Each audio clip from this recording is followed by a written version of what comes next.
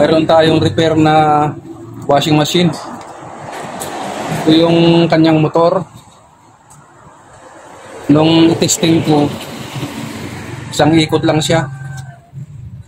Hindi siya bumabalik. Normal sana pag ikot na ganon, then hihinto, tapos babalik ulit ganon. Wala siyang reverse. Isang ikot lang. I-try natin para makita ninyo kung paano.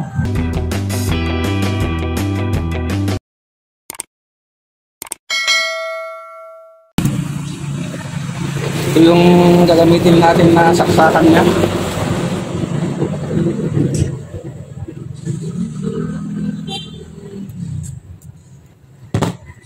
Yan, saka natin i-connect dito sa wire ng motor. Ito yung blue na kuan, ito yung common wire niya. Ito yung neutral common wire. Tapos yung isa lagay natin sa dito. Kahit saan. Tingnan natin kung gagana. Tapos ito yung capacitor para mag-start. Para mag-start naman siya, lagay natin itong capacitor. Ito yung dating capacitor niya, inalis ko lang sa box ng washing machine. Ito, connect natin sa dalawa.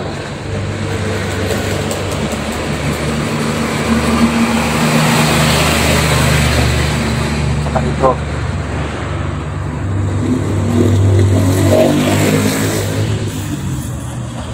Diba? Ito yung common wire niya, blue. Tapos yung dalawang connection ng capacitor dito naman. Yan.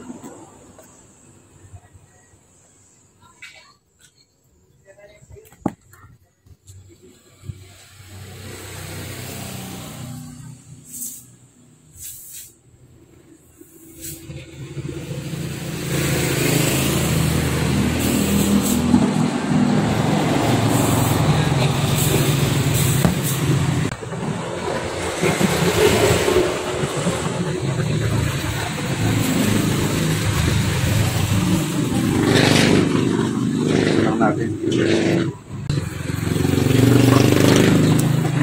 11 microfarad natin ito kung hindi nagbago yung value niya, kung hindi siya bumaba kasi hindi niya ma-start ito eh. Kailangan tulungan mo bago mag-start.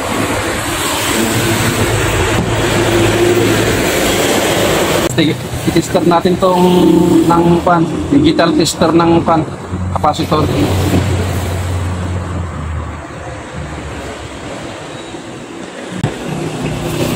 Yan o, malakas naman.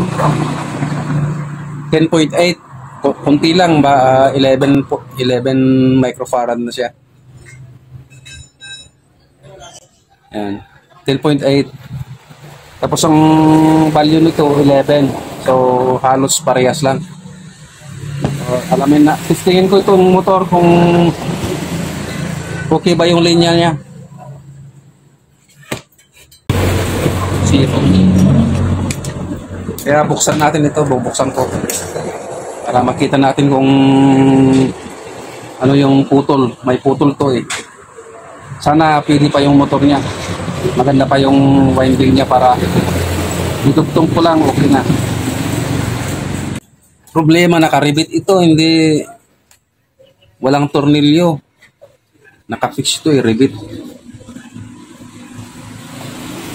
Nakaribit siya. Oh, hindi siya tornilyo. Kaya aalisin ko na lang ito, babarinahan ko, tapos papalitan na lang natin ng tornilyo mamaya pag natapos.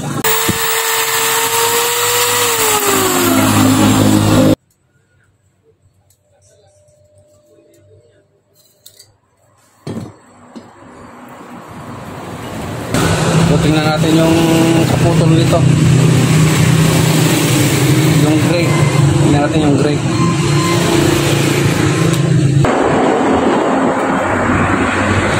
natin kung baka mayroon dito mga corrosion. Tingnan natin ba, makikita na natin yung putol dito bago natin buksan pala ito. Bago natin buksan ito.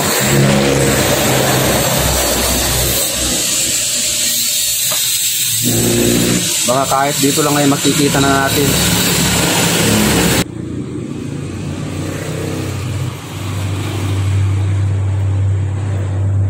May putol dito.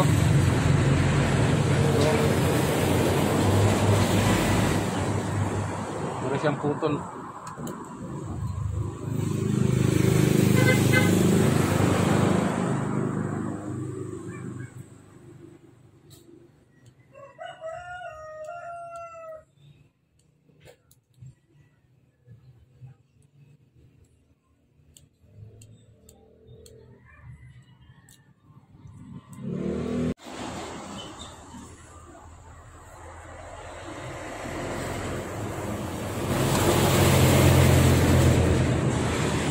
Ito na po yung putol kanina.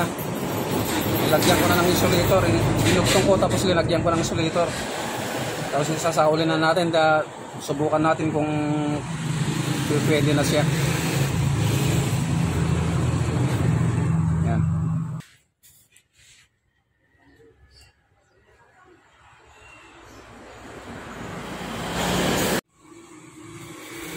So okay na. Naidugtong ko na yung putol dito. May naputol dito. Yan, okay na. I-try na lang natin. Balik ko siya sa kanyang case.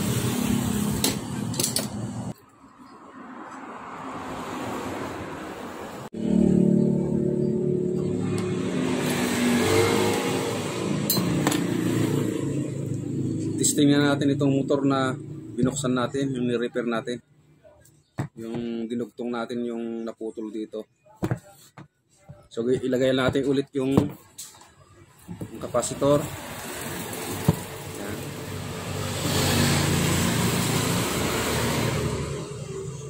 Lagyan natin ulit yung capacitor. Yan.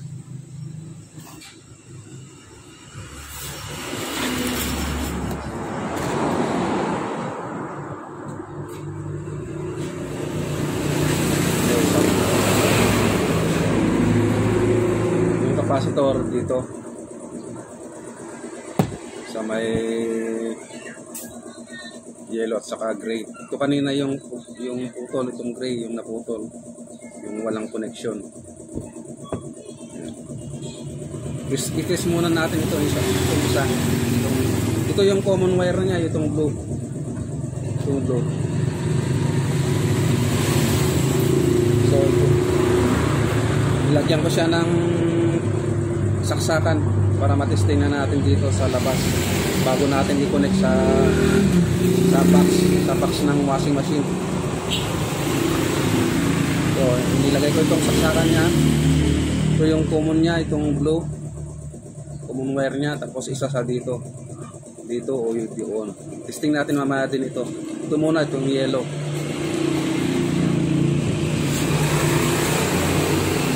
Yan, ito i-ikot, saksak ko ah.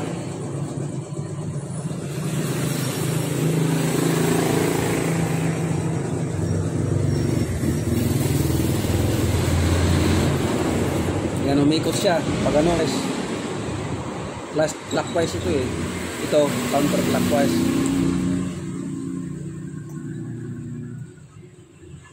O, ayan.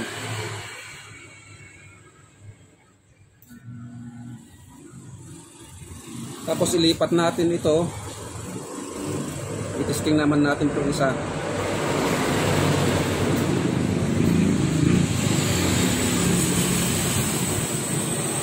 Testing naman natin itong isa, itong gray. Yan, lipat natin yung connection. Yan, ito naman ang testing natin, yung gray. Ito yung naputol. Yung naputol dito. So, testingin natin.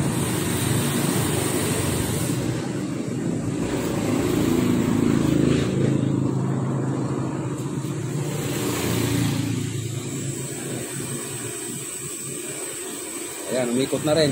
Clockwise siya pag ganun. Tapos yung yellow kanina, reverse naman. Counterclockwise. So okay na yan. Kabit na natin mamaya. Para makita nyo na mas maganda, ilagay natin ito.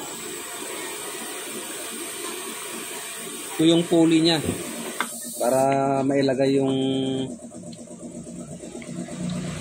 kanyang belt.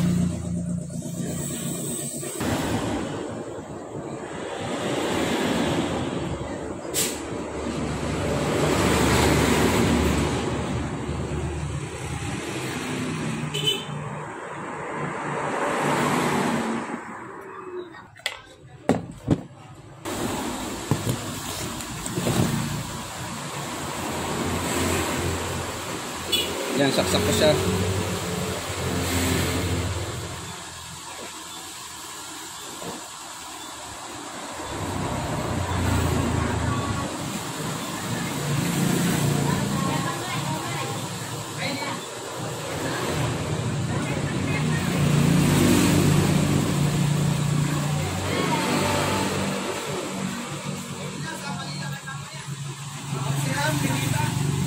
Lipat ko.